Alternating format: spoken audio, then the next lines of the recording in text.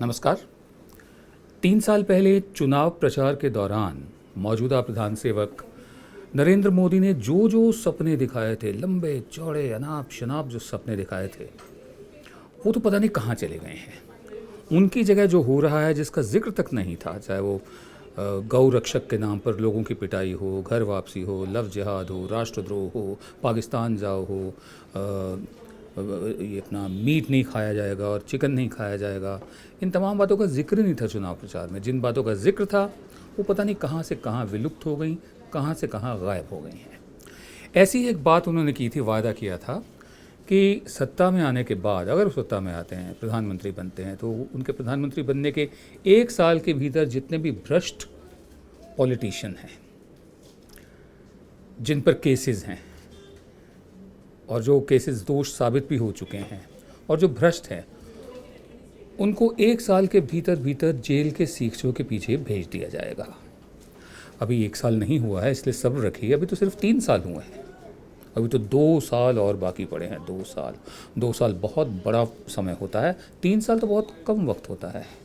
तो अभी 3 साल ही हुए हैं, अभी 1 साल नहीं हुआ है। उनका वादा था कि 1 साल के अंदर जेल के सीखचों के पीछे ऐसे पॉलिटिशियंस को, ऐसे नेताओं को, ऐसे लोगों को भेजा जाएगा जो भ्रष्ट हैं। नई सरकार बनने के बाद ये जितने पार्लियामेंट के मेंबर चुन करके आएंगे, उन्होंने अपना नामांकन भरते समय एफिडेविट में लिखा है किस पर कितने केस दर्ज हुए हैं, किस पर क्या गुना है, सब लिखा हुआ है। ये सारी चीजें मैं सुप्रीम कोर्ट को दे दूंगा।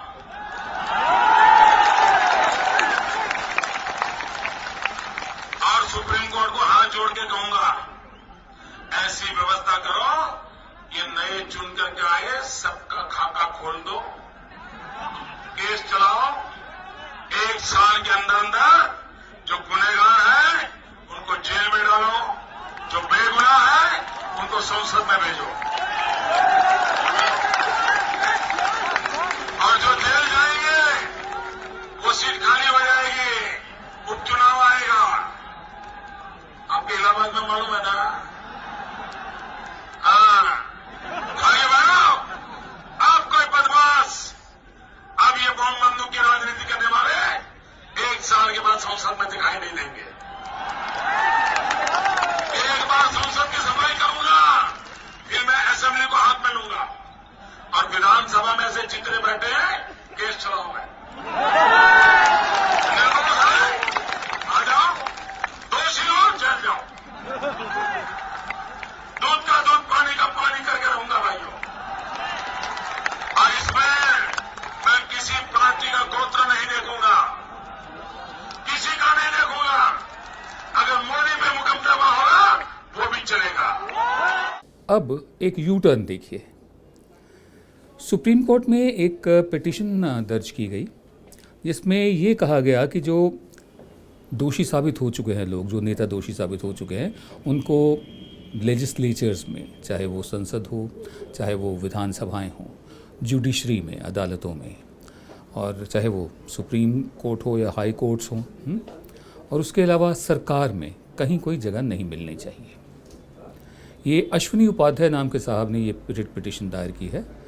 और यू टर्न ये देखिए कि मौजूदा सरकार, जिसने 3 साल पहले कहा था कि वो 1 साल के भीतर भ्रष्ट लोगों को जेल में डालेगी, वही इसका विरोध कर रही है। उसका कहना है कि रिप्रेजेंटेशन ऑफ पीपल्स एक्ट में इतने प्रावधान हैं, इतने प्रोविज़न हैं कि भ्रष्ट लोगों को जेल में डाला जा सकता है, तो इसलिए नया कोई कानून बनाने की ज़रूरत नहीं है। कुछ फिगर्स मैं आपको बताता हूँ। श्री कृष्णमूर्ति हुआ करते थे हमारे मुख्य चुनाव आयोग के। उनके मुताबिक 11वीं लोकसभा में 40 पॉलिटिशियन ऐसे थे जिन पर क्रिमिनल चार्जेस साबित हो चुके थे। ठीक है। और लोकसभा, राज्यसभा और जितनी भी विधानसभाएं हैं, उन सब में पूरे देश में 700 लोग ऐसे थे, 2011 की बात है, जिन पर क्रिमिनल चार्जेस साबित हो चुके थे। अश्विनी उपाध्याय के मुताबिक 6 राष्ट्रीय पार्टियां जो हमारी हैं, Indian national Congress, Bharatiya Janata party, nationalist Congress party NCP, Bahujan Samaj party, communist party of India CPI और communist party of India Marxist, इन सब में एनसीपी नेशनलिस्ट कांग्रेस पार्टी, जो शरद पवार की पार्टी है, इसमें सबसे ज़्यादा प्रत्याशी ऐसे आए जिन पर क्रिमिनल चार्जेस साबित हो चुके हैं, जो दोषी साबित हो चुके हैं, 57%। उसके बाद नंबर आता है CPI-M का 40%। उसके बाद इसमें यह भी कहा गया कि NCP जो है शरद पवार की पार्टी, उसमें सीरियस क्रिमिनल चार्जेस हैं, गंभीर आपराधिक आरोप हैं, 39% है NCP में। और उसके बाद BJP का नंबर आता है 28% BJP में है। और इस पिटीशन में उत्तर प्रदेश, गुजरात, महाराष्ट्र, इन 3 राज्यों को बताया गया कि इसमें सबसे ज़्यादा MPs जो हैं उन पर भ्रष्टाचार के और दूसरे आपराधिक मामलों के आरोप हैं। एक बात और आपने गौर किया, आजकल मैनिफेस्टो नाम का जो डॉक्यूमेंट होता है, जिसे घोषणा पत्र कहते हैं, उसकी जगह मौजूदा सरकार जहाँ जहाँ भी इलेक्शन होते हैं, इनकी पार्टी BJP घोषणा पत्र के बजाय संकल्प पत्र ला रही है। संकल्प जो होता है वो मैंने एक संकल्प किया है, मैंने संकल्प लिया है कि मैं ये नहीं करूँगा या ये करूँगा, ये संकल्प है, ये वोटर को कमिटमेंट नहीं है। घोषणा पत्र, मैनिफेस्टो दूसरी तरफ वोटर को कमिटमेंट होती है। तो ये आराम से निकल सकते हैं ये कहकर कि हमने तो कोई वादा इस ढंग का किया नहीं था, कोई घोषणा की नहीं थी, हमने संकल्प लिया था, हमने संकल्प पत्र लिया था, हम कोशिश करेंगे, उस रास्ते पर चल रहे हैं। तो हालांकि भाषण में कहा गया था कि 1 साल के भीतर भीतर जितने भी भ्रष्ट नेता और भ्रष्ट लोग हैं उनको जेल में डाल दिया जाएगा, और 3 साल होने को ऐसा हुआ नहीं है। सुप्रीम कोर्ट में जो पिटीशन डाली गई उसका विरोध किया जा रहा है सरकार ही की तरफ से। तो ऐसे में इनके पास ये रास्ता खुला है कि हमने तो ऐसा कोई वादा किया ही नहीं था मैनिफेस्टो में। ज़रा सोचिए, अगर नीयत में खोट नहीं है और अगर वाकई नीयत है कि राजनीति को साफ किया जाए, तो सरकार क्या नहीं कर सकती। जो वादा किया था 3 साल पहले, उसे पूरा करना बहुत ज़रूरी है। दिल्ली में सत्ता की जमुना बहती है। दिल्ली में सत्ता की जमुना उतनी ही गंदी है, उतनी ही मैली है जितनी असली जमुना है।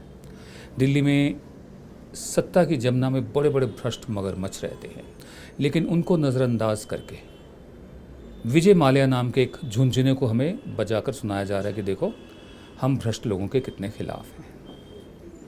बिल्कुल इसी तरह एक और झुंझुना कल हमें दिया गया कि जो सरकारी गाड़ियां होती हैं उन पर अब लाल बत्ती नहीं लगेगी, कोई भी लाल बत्ती नहीं लगा पाएगा 1 मई के बाद।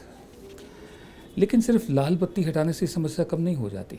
लाल बत्ती के साथ जो पूरा ताम झाम काफिला चलता है सिक्योरिटी का, जिसमें पुलिस वाले ऐसे ऐसे हटाते हैं लोगों को हाथ कर करके, जैसे नागरिक नहीं है, कोई कीड़े मकोड़े हैं, उस सिक्योरिटी का क्या होगा। VVIP security, VIP security, X class security, Y class security, Z plus security, Z class security, ऐसे ऐसे लोगों को दे रखी है जिनको कोई ज़रूरत भी नहीं देने की। जहाँ ज़रूरत है, जहाँ असली केस है, वो और बात है, उनको भी हटाइए, तब तो पता चले कि हाँ VIP कल्चर आप ख़त्म कर रहे हैं। जो VIP लाउंज होते हैं एयरपोर्ट पे हों, चाहे वो रेलवे स्टेशंस पर हों, उनको भी हटाइए, ताकि एक मंत्री और एक संतरी बराबर के हो सकें। और सबसे बड़ी बात, और डेमोक्रेसीज में हमने नहीं देखा दुनिया में कि मंत्रियों को और नेताओं को सरकारी बंगले या सरकारी मकान मिलते हों। कहने को ये सरकारी बंगले, सरकारी मकान है, लेकिन अगर आप देखें तो पाएंगे कि जहाँ जहाँ प्राइम रियल एस्टेट है मार्केट के मुताबिक, वहीं वहीं सरकारी घर भी हैं। दिल्ली में सुंदर नगर है, सबसे महंगी कॉलोनीज़ में से एक, ठीक उसके सामने काका नगर है, सरकारी कॉलोनी है। जोर बाग है, सबसे महंगी कॉलोनियों में से एक, साथ ही लोधी कॉलोनी है। उसके अलावा प्राइम लोधी एस्टेट है। नई दिल्ली का सारा इलाका अगर मार्केट वैल्यू के लिहाज से देखा जाए तो अरबों खरबों रुपया किराया आ सकता है सिर्फ, लेकिन बड़े बड़े बंगले 2-2 एकड़ के, 2.5 एकड़ के बंगले मंत्रियों को दिए गए हैं। जैसे प्राइवेट कंपनियों में cost to the company calculate की जाती है, तो सिर्फ तनख्वाह नहीं देखी जाती, ये भी देखा जाता है कि टोटल जो बिजली की कीमत आ रही है, अगर उसको बांटा जाए तमाम एम्प्लॉयज़ में, तो इस एम्प्लॉय पर कितना खर्चा आ रहा है बिजली का, पानी का कितना आ रहा है, जितनी जगह इसके पास है, क्यूबिकल है या दफ्तर है, स्क्वायर फीट के हिसाब से मार्केट में इसका रेट क्या होगा। तो cost to the company calculate की जाती है। आप MP और ये मंत्रियों की और नेताओं की तनख्वाह पर मत जाइए। कॉस्ट टू द कंट्री देखिए, जिन घरों में ही रहते हैं, अगर मार्केट के हिसाब से उसका किराया तय किया जाए तो कितना किराया आता है। जो टेलीफोन को फ्री मिलते हैं उसकी कीमत कितनी आती है, कॉस्ट कितनी आती है, सब हम पर आती है, नागरिकों पर जो हम टैक्स देते हैं। जो इनको गाड़ी मिली हुई हैं, जो ड्राइवर मिले हुए हैं, जो स्टाफ है, वो अगर खुद हायर करें रखे किराए पर, तो उसकी कीमत कितनी है। तो अगर आप cost to the country calculate करें तो ये बड़े महंगे लोग हैं। हमारे जितने भी सर्विस प्रोवाइडर्स हैं, प्रधान सेवक से लेकर और चौकीदार चपरासी तक, बहुत महंगे पड़ते हैं हमें। प्राइवेट सेक्टर में इतना नहीं सब कुछ होता तामझाम, और प्राइवेट सेक्टर में जो पैसा मिलता है, जो तनख्वाह मिलती है, जो कमाई होती है, उसका सीधा ताल्लुक परफॉर्मेंस से भी होता है। तो अगर प्रधान सेवक साहब आपने लाल बत्ती हटाई है तो इन तमाम चीज़ों को भी हटाइए। जो इंटाइटलमेंट्स हैं, जो एक नागरिक को एक वीआईपी से अलग बनाती हैं, नीचा रखती हैं, इनको भी ख़त्म कीजिए। हम आपसे एक नई गुजारिश करेंगे, आप हमारे चैनल को सब्सक्राइब तो कीजिए ही।